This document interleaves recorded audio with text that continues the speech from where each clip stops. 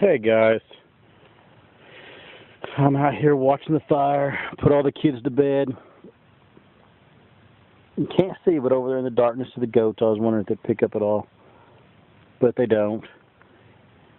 But just here, had a log in the pasture, and it's the only thing that I haven't been able to get out because it was massive. It was the rest of a tree, and so I piled that chicken litter stuff. I've got a lot of comments saying I should have composted it, and that was probably a good idea. I just don't have a place right now, and chicken manure is really, I don't play around with it, especially when it's in straw. So I'm afraid that an animal might eat some of it and some of that chicken manure, because chicken manure can be deadly for most animals.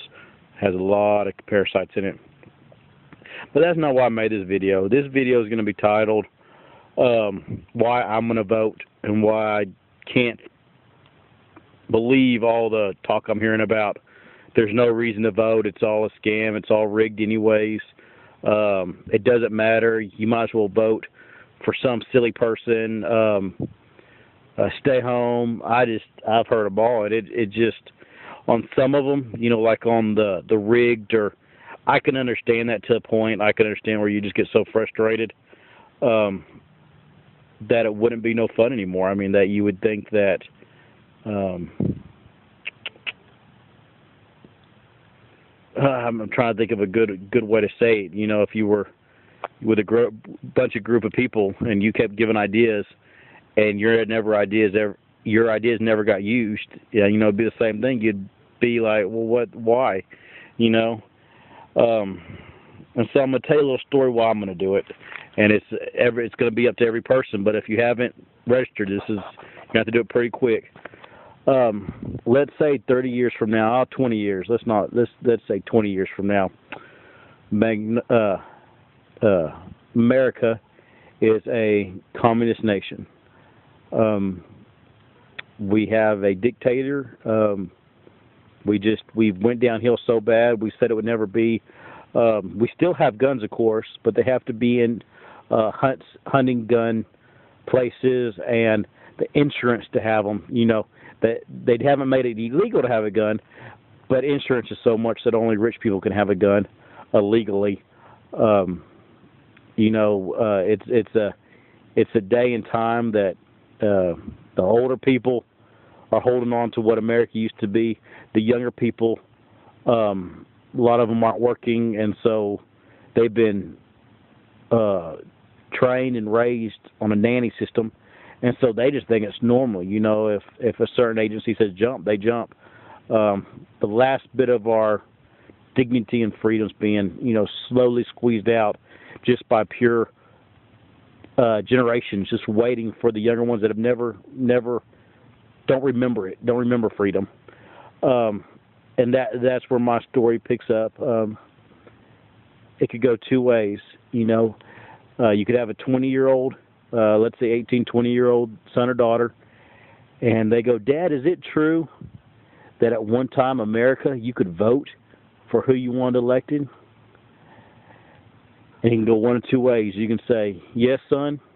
I remember when I was such and such age, you could go down in your city to a certain place and place a vote to try to get a president elected. And I went and voted, and it just happened that the person that I wanted didn't get elected.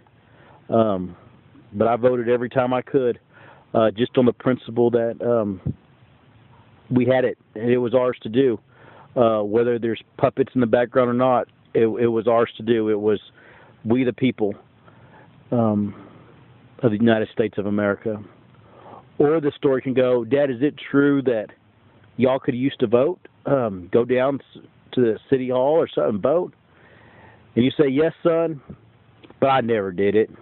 You see, the powers that be at that time, they were already coming in, and there was just no need. They weren't going to listen to me anyways. The puppets, they had puppet strings. Anyways, there was just no need for me to go out, one day for maybe an hour to stay in line for one time in 4 years. For a God-given thing that a lot of young men have given their lives for. There was no need for that. You know, and he's like, really, Dad? You know, you could have maybe had a chance to change something. Yeah, but the chances of, you know, there was just so many people. And he goes, oh, okay, Dad. And in the first story, the son walks around the corner and says, I wish I could have voted like my dad did. He says, I think that would have been cool to be able to do something. Wow. And leaves the room. The second one walks around the corner and goes, boy, I sure wish I had the chance to vote. I don't care if it didn't stand for anything.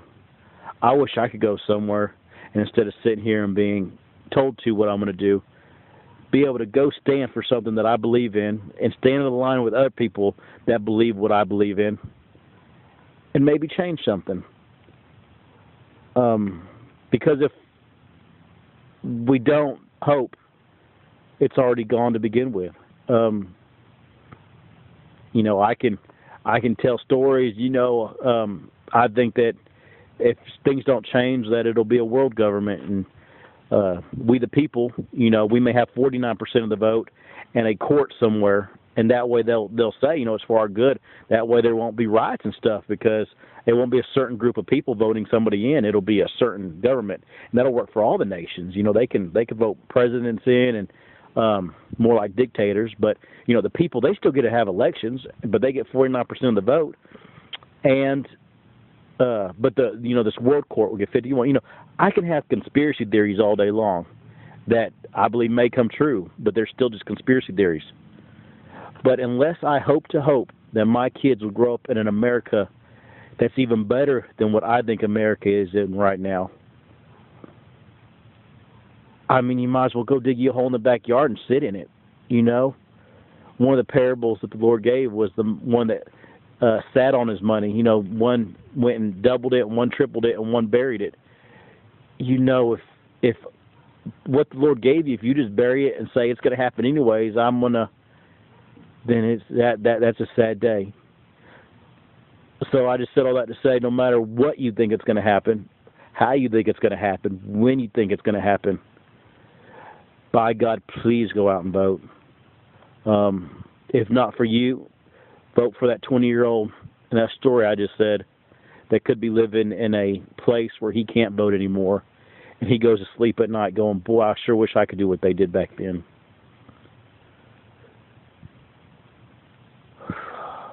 Well, guys, it's a beautiful night here. I'm about to go inside and lock everything up and get some shut-eye. But I have enjoyed talking to you, and I have enjoyed being out here. I wish y'all could see it. The moon's out, and I can see barely my property line all the way around, and the grass cut low. It's just a beautiful thing.